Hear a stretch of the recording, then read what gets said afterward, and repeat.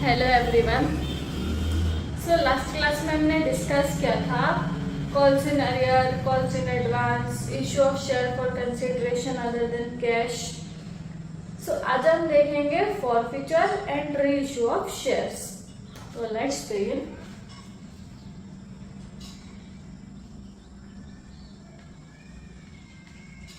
Forfeiture and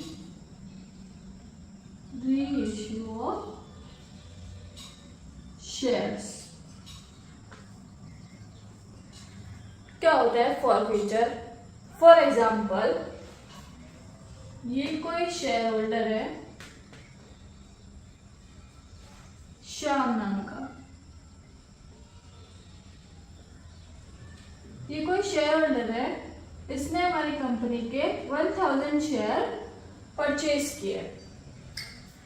application, allotment, first call, second call.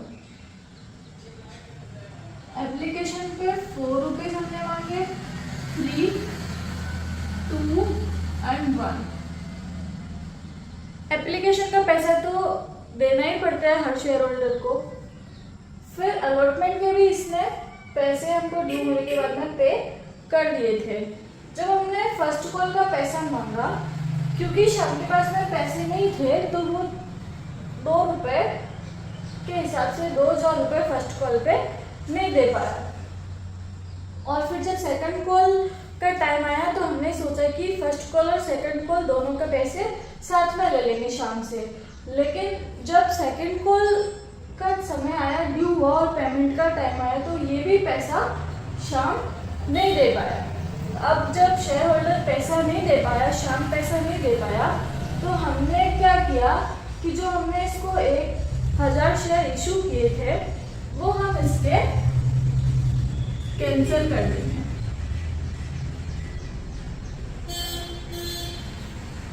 क्योंकि अब हमारे पास कोई ऑप्शन तो है नहीं, अब हमारे पास पेमेंट नहीं मिला शेयर का, तो हमने क्या किया कि जो हमने 1000 शेयर इसको इश्यू किए थे, वो हमने कैंसिल कर दिए। फिर जो पेमेंट इसने कर दी थी 7000, 1000 के हिसाब से 7 रुपए तो इसने पे कर दिए थे हमको, तो ये पैसा भी हमने हमारे पास रख लिया।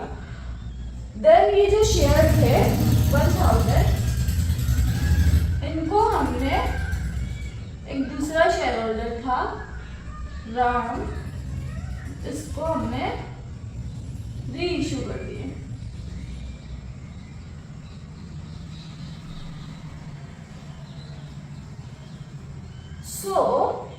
यहाँ पे हम जब शेयर फॉरफिट कर लेते हैं किसी शेयर होल्डर के और हम उन शेयर्स को कैंसिल कर देते हैं, तो हम जब फिर से उन शेयर्स को इशू करते हैं तो उसको हम बोलते हैं री इशू ऑफ शेयर्स। क्या ये शेयर्स पहली बार इशू हो रहे हैं? नो। यहाँ पे हमने पहले शेयर इशू कर दिए थे, क्योंकि ये अमाउंट पे नहीं कर पाया फर्स्ट कॉल और सेकेंड कॉल का, देन हमने इनको फॉरफिट करके री इशू कर दिया। Reissue, not reissue, can be made at par, premium, and even discount, non-discount। जब हम शेयर इशू कर रहे थे तो वो ओनली एट पार और एट प्रीमियम पर इशू कर पा रहे थे, लेकिन जब हम री इशू करते हैं तो री इशू एट पार भी हो सकता है, प्रीमियम भी हो सकता है और एक डिस्काउंट पर भी हो सकता है।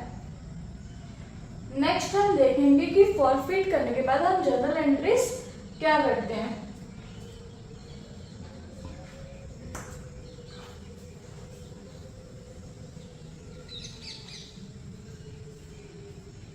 हमने फॉरफिचर किए शेयर्स,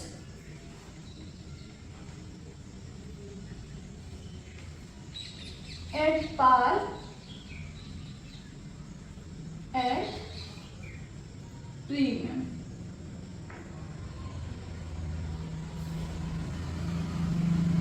यहाँ हम एंट्री करेंगे share capital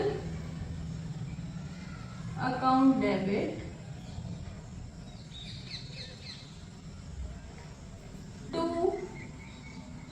allotment to share first call to second call. Share capital account में हम लिखेंगे amount number of shares multiply by called up amount. जो कॉल्ड अप अमाउंट होता है नेवर इंक्लूड सिक्योरिटी प्रीमियम। तो मोस्ट इम्पोर्टेंट कि called up amount में हम कभी भी सिक्योरिटी प्रीमियम ऐड नहीं करेंगे। हमने एग्जांपल में 1000 शेयर शाम को इशू किए थे, जिसने एप्लीकेशन पे 4, अलॉटमेंट पे 3, फर्स्ट कॉल पे 2 और सेकेंड कॉल पे 1। यहाँ पे ये दोनों तो उसने पेमेंट कर दिया था। 2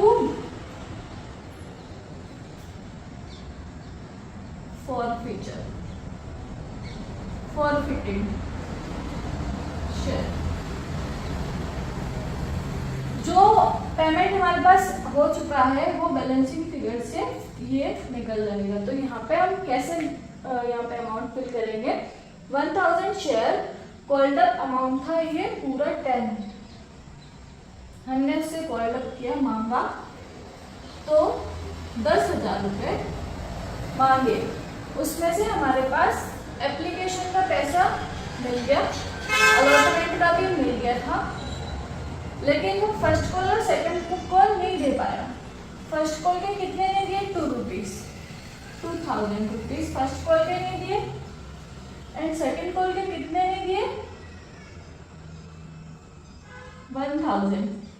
ये पैसा जो हमको नहीं मिला, और ये फॉरफीचर वो करेंगे जो हमको मिल गया, जो पैसा हमको मिल गया। ये पैसा हमको मिल गया, बैलेंसिंग फिगर से आता है 7000। देख लो यहाँ पर कि 4 और 3 7, 1000 के हिसाब से 7 रुपये हमको मिल गए थे, तो 7,000 रुपये हमने फॉरफिटेड कर लिए। और share first call 2000 and share second call 1000 rupees हमको नहीं मिले। तो यहाँ पे जो 8 पार्ट एंट्री होती है वो हम ऐसे करते हैं। अब 8 प्रीमियम पे कैसे होती है, इफ प्रीमियम पे कैसे करते हैं एंट्री।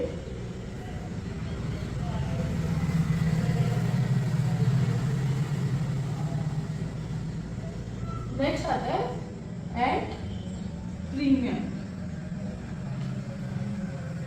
इस पे करेंगे if premium amount received, if premium amount not received,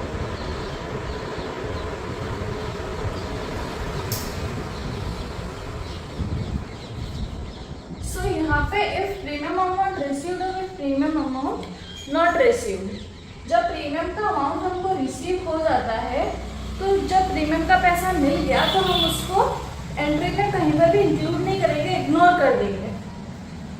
यहाँ पे एंट्री करेंगे share capital to allotment to. Application का पैसा तो हमेशा मिलता ही मिलता है।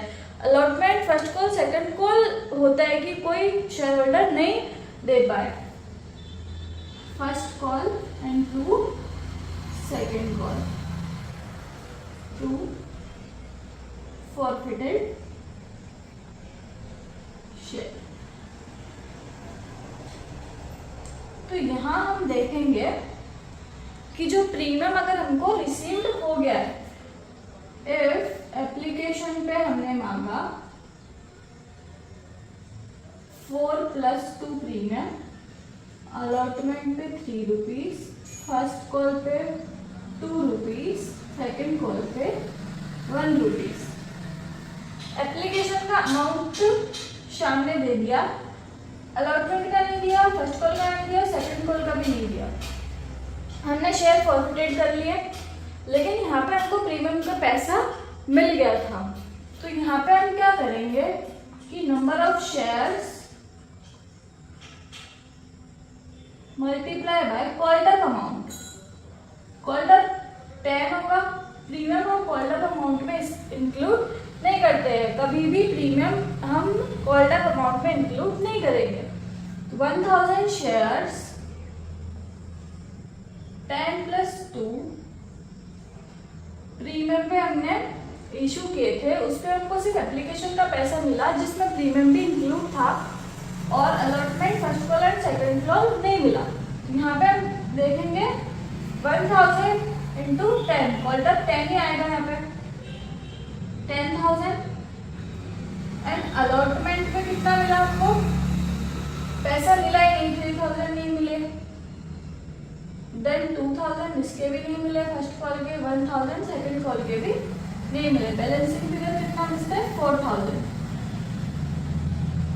लेकिन एक्चुअली में हमको रिसीव्ड कितना हुआ, एप्लीकेशन पे 4 रुपए तो हमको रिसीव हुए ही, प्लस 2 रुपए प्रीमियम के भी रिसीव हुए। तो यहाँ पे हमने क्या करना है कि जब प्रीमियम का अमाउंट रिसीव हो जाता है तो प्रीमियम को हम एंट्री से इग्नोर कर देते हैं, प्रीमियम को एंट्री में इग्नोर कर देते हैं।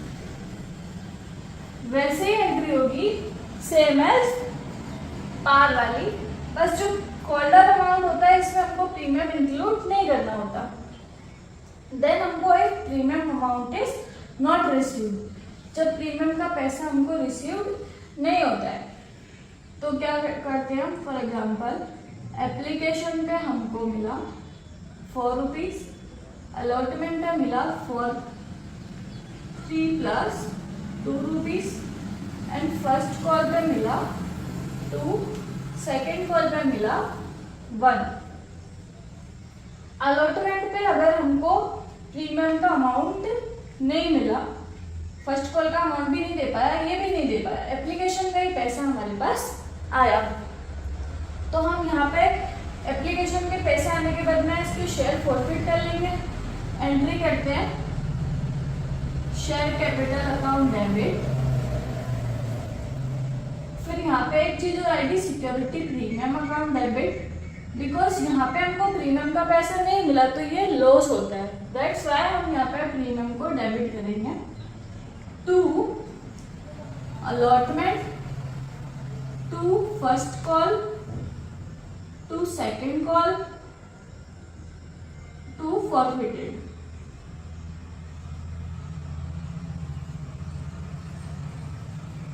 सो यहाँ क्या हम देखते हैं एप्लीकेशन का जो यहाँ पे शेयर कैपिटल में हम कौन सा लेते हैं, number of shares plus multiply by called up, called up amount ही लेंगे तो कॉल्ड अप यहाँ पे 10+2, कॉल्ड अप तो 10 ही है, तो यहाँ पे हम देखते हैं कि 1000 शेयर्स मल्टीप्लाई बाय 4, एप्लीकेशन का हमको मिल गया, अलॉटमेंट का पैसा नहीं मिला, फर्स्ट कॉल का भी नहीं मिला है, उसका भी पैसा हमको नहीं मिला, तो जो 1000 मल्टीप्लाई बाय 10, ये तो हमको शेयर कैपिटल के आ गए। प्रीमियम के कितना है 2 रुपीज, 1000 इंटू 2 सिक्योरिटी प्रीमियम के, ये हमको पैसे नहीं मिले अलॉटमेंट पे। अलॉटमेंट में कितना पैसा मिल गया, इफ हमने यहाँ पे सिक्योरिटी प्रीमियम इंक्लूड किया तो हमको यहाँ पे भी सिक्योरिटी प्रीमियम इंक्लूड करना पड़ेगा अलॉटमेंट पे। अलॉटमेंट पे कितने 3+2 5 रुपीज, यानी कि 5000, इसमें से 2000 तो प्रीमियम के और है। फर्स्ट कॉल का 2000, फर्स्ट कॉल का 2000, यहाँ पे 1000 एंड 5000 अलॉटमेंट पे प्लस प्रीमियम के। बैलेंसिंग फिगर से ये अमाउंट आएगी हमारी जो हमने फॉरफिट किए। बेसिकली देखा जाए तो 4000 हमने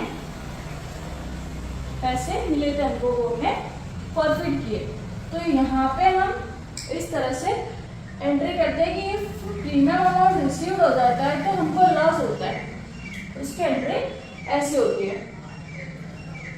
नेक्स्ट हम देखेंगे री इश्यू ऑफ शेयर्स।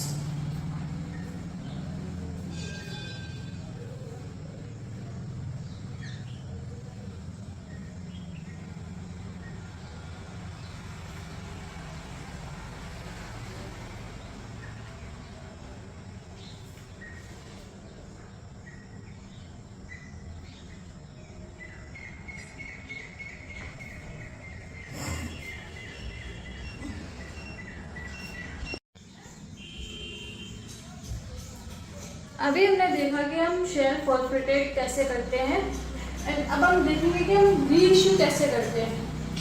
तो जब हम री इशू करते हैं वो शेयर हम उनको फॉरफिट करते हैं जो हमने पहले से इशू किए थे किसी शेयर होल्डर को।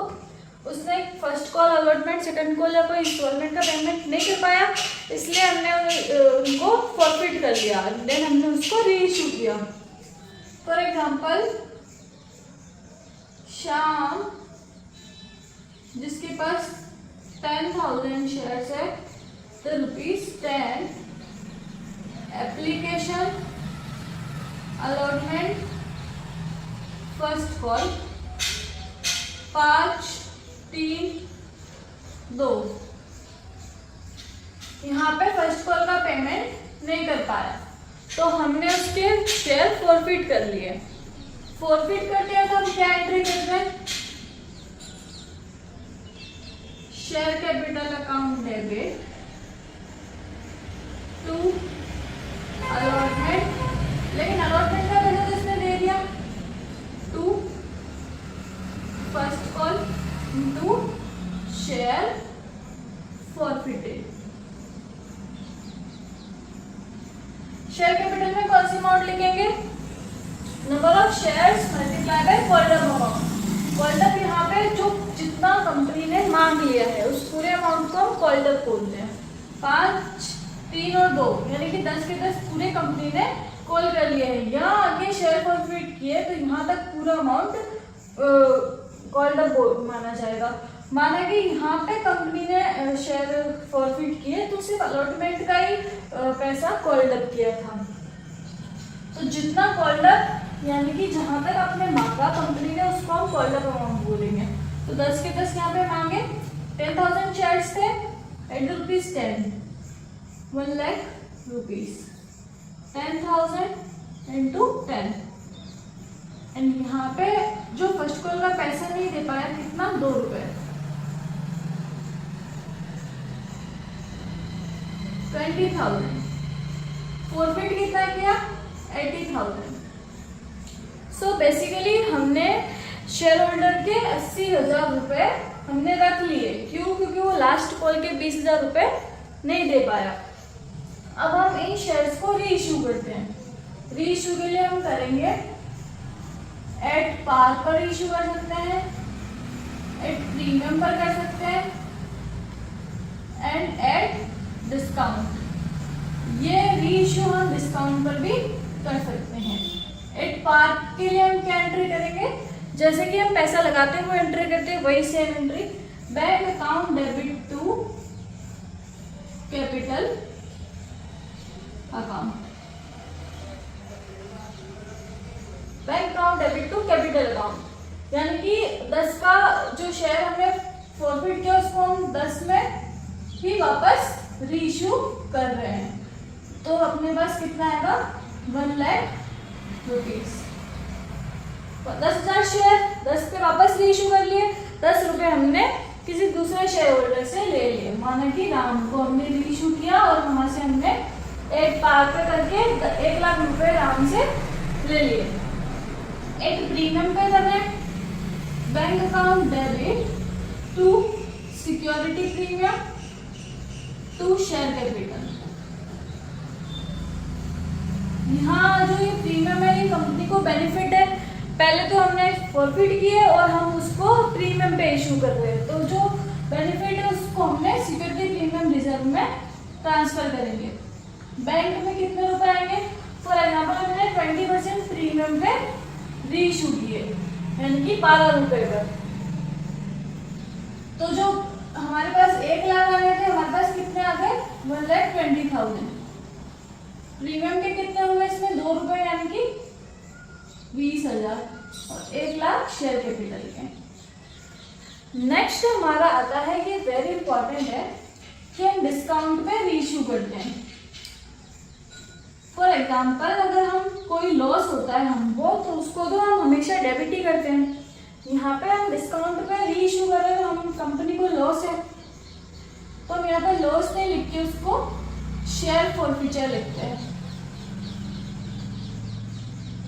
To share capital. ये हमने क्यों लिखा यहाँ पे शेयर फॉरफीचर हम डिस्कस करेंगे अभी, कि हमने यहाँ पे 10 का शेयर था, हमने इसको 9 पर ही, फॉर एग्जाम्पल हमने इसको 8 पर कर दिया, मतलब 20% डिस्काउंट पर हमने इसको रीइश्यू कर दिया।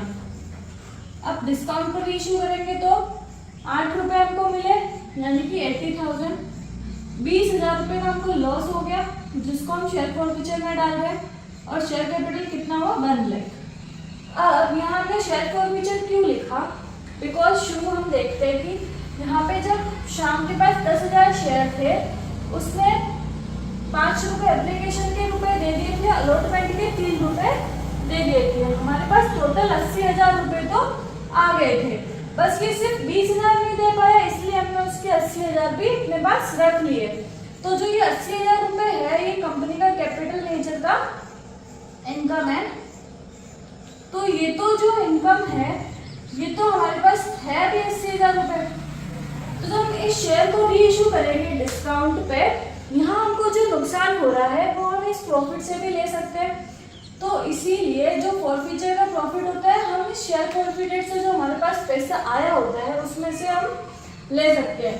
तो 80,000 का प्रॉफिट यहाँ पे पहले से पड़ा हुआ है, तो यहाँ पे हमने 80,000 में से 20,000 यहाँ डिस्काउंट के हमने इसमें से ले लिए।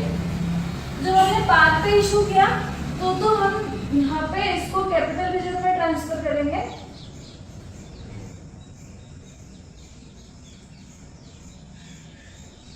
जब हम इसको कैपिटल रिजर्व में ट्रांसफर करेंगे जो हम शेयर फॉरफिट करते हैं, ये 80,000 रुपए जो आए हमारे पास share forfeiture count debit to capital reserve, इसमें कितने जाएंगे पूरे 80,000 रुपए। जब हम प्रीमियम पे करेंगे इसका रीइश्यू तभी हमारे यहाँ पे इसमें भी जो 80,000 रुपए फॉरफिटेड के हमारे पास पड़े हैं वो भी एज इट इज 80,000 रुपए रिजर्व में चले जाएंगे। लेकिन जब हम ये करेंगे एंट्री तो यहाँ पे शेयर फॉरफीचर